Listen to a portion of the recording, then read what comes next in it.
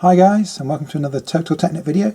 Today we're going to be looking at removing the steering wheel from the B6 or the B7 model, A4, S4 and RS4. The process for removing the actual steering wheel itself is the same between the B6 and the B7.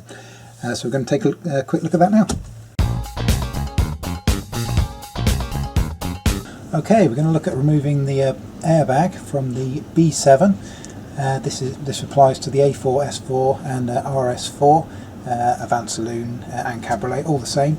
The only thing to note with this, this is the newer one, the 3-spoke steering wheel, the B7. The B7 airbag is a dual stage as opposed to the B6, the older model, which has a single stage airbag. So make sure you're familiar with the differences between the B6 and the B7. But if yours is a B7, which is basically 2005 through 2007, your steering wheel should look similar to this, and your airbag should be this shape, and this is the dual stage airbag. You can leave the positive connected, so you shouldn't lose any of your stereo settings or anything like that. Okay, so first thing to do, obviously remove the battery cover, as most of them are. Unfortunately this one is broken, but usually just follow the arrows, slide it to the side and lift it off. And all we need to do with a size 10 ratchet spanner, to just disconnect the negative, like so, and just tuck that out of the way. Okay, just having a quick look from this angle. There's 2 screws that hold the airbag into the wheel, and if you look on the side here, this little semicircle shape just there, those are actually the screw cap covers. So what I'm going to do is I'm going to manoeuvre the steering wheel into a position where I can get a bit more angle onto it. I need to remove these covers, and then below these are 2 Torx 30 screws. The first thing is to get these covers off. Okay, so what we're going to do is we're going to turn this through 90 degrees just to give us a little bit of access to removing the screws. So we've put the key in, turn it 2 positions just to make sure that the steering lock doesn't come on. We just turn it through 90 degrees like so. Okay, so now we've turned the wheel through 90 degrees. Going to get this cap off. Now very carefully with the hook tool, you press it in very gently, like so, and just push the whole thing sideways. Pops out very easily. And remove the cap. Okay, so next we've got to remove the Torx size 30 screw that's in here. It's actually seated at a 45-degree angle. So when you put your tool in to access this, it doesn't go straight in like you might think. It's actually a 45-degree angle. Because space is limited, I find the best thing to do is to put in a Torx 30 bit, like so, and get a size 10 ratchet spanner, and just loosen it off in this manner. Now that screw doesn't actually come out, it stays in the steering wheel. So what you want to do is just keep undoing it, and you want to undo it far more than it actually needs. It's probably already undone, I can hear it clicking. But you can't undo it too much because, like I say, it will stay in situ. So just give it a load of twists until you're happy that it's probably disconnected, like so. Okay, so we've removed the screw on the one side. That's now all we need to do. Let's just turn the wheel through 180 degrees, like so. Now to give us access to the other side. So exactly as before, just remove the screw cap and then remove that screw. Okay, so with the 2 screws removed, you find that the whole unit's nice and loose. This can just be moved carefully forward. Don't pull it out too quickly. So obviously you've got your electrical connections on the back, like so. Now if you have a quick look on here, what we have on the rear here are the dual connections, the dual stage airbag, as this is the B7 model. The B6 only has one of these. The B7 has this dual stage airbag, and you also have a couple of spade connectors there. You've got 2 options. You can either remove these 2 just by simply inserting a little screwdriver under the lip, popping that centre yellow section up, and then pulling the whole clip out, and then disconnecting the 2 spade connectors. Or, as is the recommended method of doing it, we can remove this connector on the inside of the wheel. Now if you have a quick look at this, obviously you've got the airbag going into one side. You've actually got another connection that comes out the other side of this plug down to a second plug down here. Your steering wheel may not have this. This is one of the options. So it may not have this. If it hasn't, then it makes it nice and easy. This one has. So you'll see on this yellow connector, there's a little purple tab on the top of it. Now what I need to do is just pull this purple tab up back towards me, and then the whole plug should come out like so. And then, like I said, we've got this on this particular car, we've got this additional plug down here. Should be trying to lift that up on this side here like so. That's better. There you go. Then once you have that disconnected, your airbag's ready to go. The B6 model has this triangular 3-spoke shaped airbag, as opposed to the B7, which has a perfectly kind of rectangular square shaped airbag. So it's very distinctive. This is the B6 style of airbag here. Pop your bonnet up and disconnect the black connector from the battery before we move any further. So get that done and we'll carry on. So once we've disconnected the battery, what we're going to look at doing is creating a little bit more space for ourselves. So we're just going to put this into a bit of an easier position to work from. So if you make sure, in case your steering lock is on, make sure your key's in. Yeah, it is on this one. Release your steering lock. And what you're going to do is pull it all the way up and all the way out as far as you'll go. And we're going to lock it in that position. Now we're going to be unscrewing the bolts that connect this on. You can actually do it from the top or from underneath. What I'm going to be doing this time is I'm actually going to be doing it from underneath, which is why I've kind of moved it up rather than down. But you can do it from the top or the bottom, but we'll take a look at that now and I'll show you where the bolts are. So first of all, I'm just going to quickly show you where the holes are located, which give you access to the bolts to remove this. It's actually on the rear of the steering wheel. If you come around the rear there, hopefully you can see that just at the end of my finger there. We have that little hole in the back of the steering wheel itself. That hole in the back of the steering wheel gives you access to the Torx screw that actually holds that on. So you see we've got one here, and we've got an identical one on the direct opposite side of the steering wheel as well. So that's what we're going to be working on. So to allow us to do that, what I'm going to do is going to turn the steering wheel through 90 degrees, like so. And that will give me access, as I'm going to be working from below on this, that will give me access to this this bolt hole here. So we'll grab the Torx bit and we'll get this removed. Now I find the easiest way is to actually use a Torx bit. This is a Torx size 30 and a size 10 ratchet spanner in this manner. You can do it with a small wrench and a socket if you prefer. I find this to be the easiest way. Now, like I said, this is a Torx size 30. When you insert it into the hole, just here, note that it doesn't go in straight as you'd think it is. It's kind of on almost a 45-degree angle. So sometimes it can take a little. That's gone straight in. Hopefully you can see the angle on that isn't straight. It's at 45 degrees. You can slacken this off, and it doesn't actually need much to crack it off. And note that the bolt doesn't actually leave the steering wheel. So after we've removed the airbag, this will actually stay in situ. The easy way to tell if you've undone it enough is as you turn it, you should hear it clicking each rotation as it gets to the end of the thread. So that's fine. So what we'll do now is we'll rotate the steering wheel 180 degrees, and that will give us access to the hole on the opposite side. I'm going to do exactly the same on that side. So let's get that done and then we can look at removing this from the car. So we've now removed the two Torx screws that are in the rear of the steering wheel here that hold this airbag into place, and those are the only two things that actually hold this airbag into situ.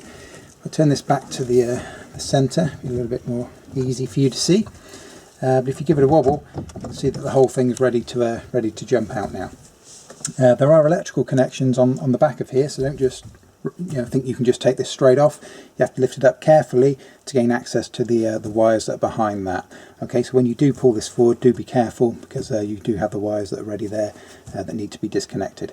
Okay, so if I lift this forward and up carefully so you can see, that'll show you the electrical connections that are within this airbag here. As you can see, you've got two plugs. You've got a yellow plug here that connects through into the squib or the clock spring. Now if you want to disconnect that, you've also got several of these kind of spade connectors as well that also need to be disconnected. You may have additional kind of connectors as well, all come through this depending on what optional extras you've got fitted to your car. But that's one option. The yellow plug's very easy to get out, but the spade connectors can be a little bit of a pain. The other option, which is what we're going to look at, is to attack this this purple plug with this yellow insert here, because once you've disconnected that, it's only the one plug. You haven't got to worry about any of the spade connectors or anything of that nature. So we'll take a look at this now. So to disconnect this, you need a small flathead screwdriver. Just press that into the end. There it comes. Almost out.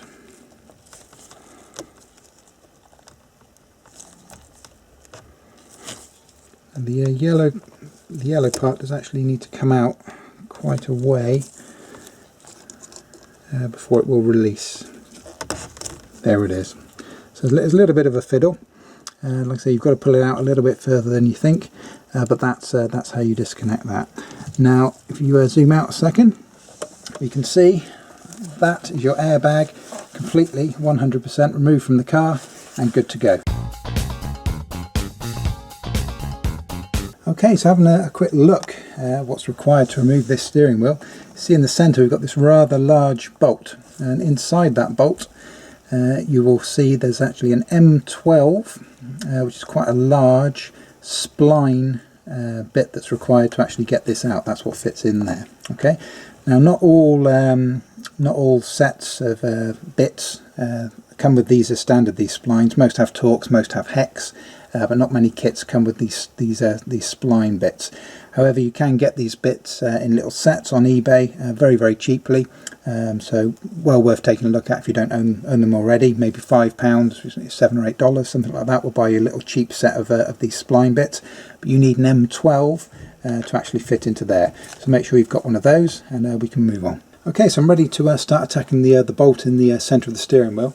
I've got my M12 spline bit on here, and what I've done, I've actually ensured that I've got an extension bar that's long enough so that the actual handle of the wrench doesn't touch the steering wheel. It's not going to scuff the steering wheel as we try and undo it in this manner. If you use one that's too short, obviously you can rub on the leathery steering wheel, might end up causing your steering wheel damage. So make sure that this is long enough. And the only other thing that we need to do, as we're going to be putting pressure into the centre of the wheel, is to ensure that your steering wheel lock is on by removing the key. Okay, once you've done that, the steering wheel itself can't move away, and so we can actually put a bit of force onto this without the whole wheel turning at the same time. So let's get that removed.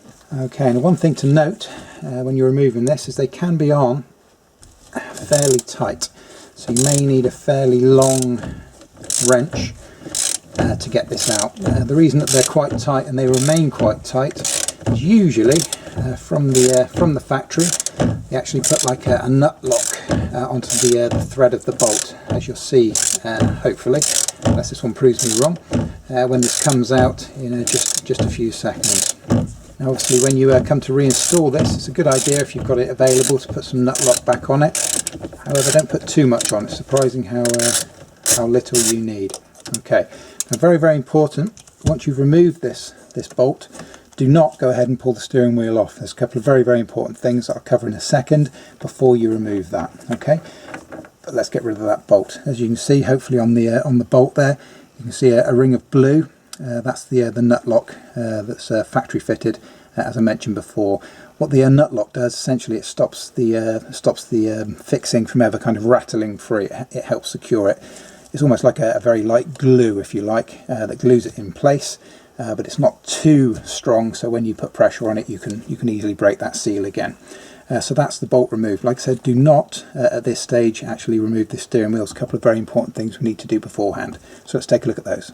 Now, one thing to bear in mind before you actually remove the steering wheel itself, which I'm going to show you in just a second, okay, is the clock spring, or the squib here that sits underneath your steering wheel. Now on some models of cars, thankfully generally not Audis, but on some models of cars, when you remove the steering wheel, the clock spring is free to move and the whole thing will spring round, and it will all go out of sync, and then you've got to try and manually wind it again. Now you don't have to worry about that, so don't panic on anything to do with the clock spring, because thankfully on the Audi they've actually got I can show you just here. I'm going to hold the clock spring in situ. So the clock spring can't move out of the position it is at the moment. You've actually got this little spring lock here. Now that allows you to move it fully. But we're not going to do that. So basically, as soon as you pull the steering wheel off, which you're going to do in just a second, it will lock that because this will spring out, and so you do not have to worry about your clock spring going out of alignment, which is very, very handy. Nice little design from Audi. Wish all manufacturers did this. Unfortunately, not all of them do.